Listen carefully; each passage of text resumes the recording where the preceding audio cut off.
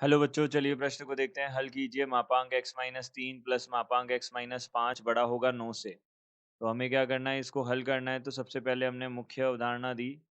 देखिए, मुख्य अवधारणा। तो मुख्य अवधारणा के अनुसार हम यहाँ से क्या बोल सकते हैं कि मापांक फलन जो होता है वह किस प्रकार से परिभाषित होता है। मापांक x परिभाषा देता है यदि x का मान 0 से बड़ा या बराबर हो। यदि x का मान 0 से छोटा हो तो यह -x परिभाषा देता है। अब देखिए, यहाँ से हमने क्या किया, यहाँ हमने सबसे पहले हमारे पास जो परिभाषा दी हुई है, जो हमारे पास में असमीका दी हुई है, वह क्या है, x+3 का मापांक और यहाँ से प्लस x-5 का मापांक जो है वह बड़ा है 9 से। यह हमको दिया हुआ है। तो हमने क्या किया, सबसे पहले यहाँ पे हमने भाग देके देखिए चरण, यहाँ से हम बोल सकते हैं या तो क्या हो सकता है, देखिए संभावना प्रथम क्या हो सकती है। तो संभावना प्रथम के अनुसार हम मान सकते हैं कि x का मान क्या हो, यहाँ से देखिए x-3 है और x-5 है, तो x का मान 5 से बड़ा या बराबर हो। तो यहाँ से देखिए हम सबसे पहले क्या करते हैं, इस प्रकार के प्रश्न को हल करने के लिए हम यहाँ पे संख्या रेखा पर ये प्रदर्शित कर देते हैं 3 और 5। अब देखिए 3, अगर हमारे पास 5 से, सबसे पहले हमने 5 से बड़ा लेना है x का मान। तो x का मान 5 से बड़ा या 5 के बराबर लेते हैं, तो हम यहाँ से बोल सकते हैं कि जो x-3 है वह भी क्या होगा, धनात्मक होगा। तो x-3 की परिभाषा या x-3 ही रहेगी और x-5 की परिभाषा जो है x-5 ही रहेगी। दोनों से धनात्मक है, दोनों से बड़ा है तो दोनों ही धनात्मक बनेंगे। तो इस प्रकार से हम ऐसा बोल सकते हैं। यहाँ पे देखिए 2x जो है वह बड़ा हो जाएगा, 2x माइनस यहाँ पे 8 जो है वह बड़ा हो जाएगा 9 से। तो यहाँ से हम बोल सकते हैं x जो है वह बड़ा हो जाएगा, 2x जो है वह बड़ा हो जाएगा। यहाँ से हमारे पास में 8 दूनी 16 और 1 17 हो जाएगा। तो यहाँ से हम बोल सकते हैं x बड़ा हो जाएगा 17/2 से। तो 17/2 से बड़ा है x, यह हमने बोल दिया। अब यहाँ हमको क्या दे रखा है, देखिए 17/2 का मतलब क्या होता है, x बड़ा है। देखिए 8 दूनी 16, 8.5 से। तो ये 8.5 से बड़ा है।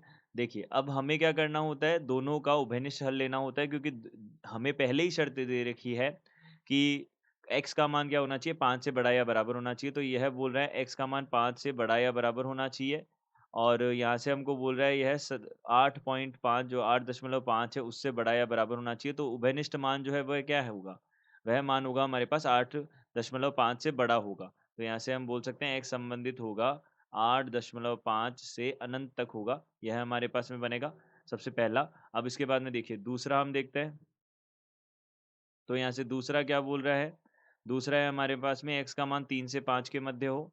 तो x का मान 3 के बराबर और 5 से कम हो, यह हो हमारे पास में।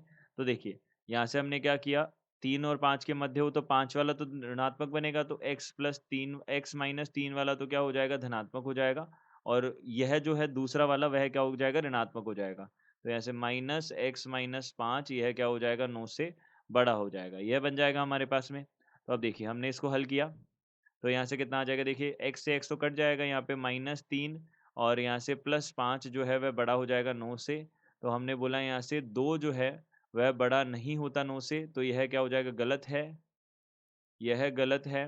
तो यह गलत है, तो इसका मतलब यह सत्य है। इसका मतलब हम बोल सकते हैं x का ऐसा कोई मान नहीं मिलेगा जो इस अंतराल में क्या हो, संतुष्ट करे इस असमीका को। तो x यहाँ पे हमारे पास फाई होगा, x संबंधित है फाई से, यानी कि रिक्त समुच्चय से।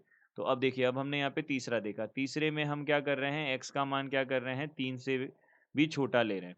तो x का मान क्या कर रहे हैं, हम 3 से भी छोटा ले रहे हैं। तो यहाँ से हम दोनों ऋणात्मक हो जाएंगे, तो यहाँ पे -x+3 और यहाँ से -x+5 हो जाएगा, यह 9 से बड़ा हो जाएगा।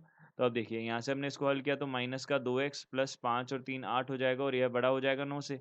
तो यहाँ से हमने क्या किया, देखिए -2x और यहाँ पे यह -2x बड़ा हो जाएगा 1 से, यह हो जाएगा देखिए -2x बड़ा हो जाएगा 1 से। अब देखिए किसी भी असमीका को अगर हम ऋणात्मक संख्या से गुणा करते हैं तो असमीका का चिन्ह परिवर्तित हो जाता है। तो यह हो जाएगा हमारे पास में x छोटा हो जाएगा -1/2 से।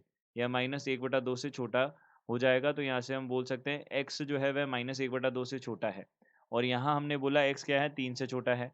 तो दोनों का उभयनिष्ठ जो मान बनेगा वह क्या बनेगा, देखिए एक तो बोल रहा है x का मान 3 से छोटा है और एक बोल रहा है यहाँ से हमारे पास -1/2 से छोटा है। तो उभयनिष्ठ मान क्या हो जाएगा, x यहाँ पे संबंधित होगा माइनस अनंत से -1/2 में, यह हो जाएगा हमारे पास। तो हम यहाँ पे इसका जो संपूर्ण हल है, देखिए जो भी हमारे पास में स्थितियाँ बनती है उन स्थितियों का हम क्या करते हैं, संपूर्ण हल ज्ञात करने के लिए हम उनका संग कर देते हैं। तो संपूर्ण हल हमारे पास क्या हो जाएगा, देखिए माइनस अनंत से माइनस 1/2, यहाँ पे यूनियन यानी कि संघ हम बोल सकते हैं 8.5 से अनंत तक बोल सकते हैं, 8.5 से अनंत तक बोल सकते हैं, यह हो जाएगा हमारे पास।